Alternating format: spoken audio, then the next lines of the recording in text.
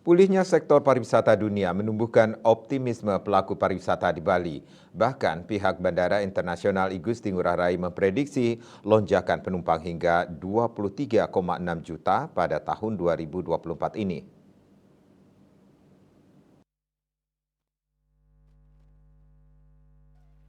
General Manager Bandara Internasional I Gusti Ngurah Rai Handi Heryuditiawan mengatakan pihaknya melayani 1.803.681 penumpang dengan rincian 785.564 penumpang domestik dan 1.018.117 penumpang internasional pada Januari 2024. Saat ini pihaknya melayani 20 rute domestik dengan dilayani 11 maskapai dan 32 rute internasional dengan dilayani 36 maskapai.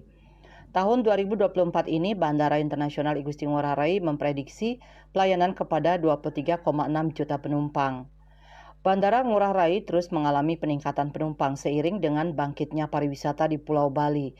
Hal tersebut tercermin dari tingginya pelayanan penumpang pada libur panjang Tahun Baru Imlek 2024 yang mencatat pelayanan kepada 265.504 penumpang dan 1.660 pergerakan pesawat atau rata-rata melayani 66.376 penumpang dan 415 pergerakan pesawat per hari.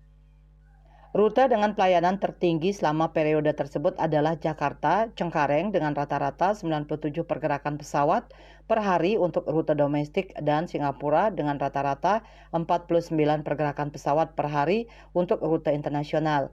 Pihaknya juga mencatat pelayanan jadwal penerbangan tambahan selama periode tersebut sebanyak 99 penerbangan dengan rata-rata per hari melayani 12 penerbangan tambahan.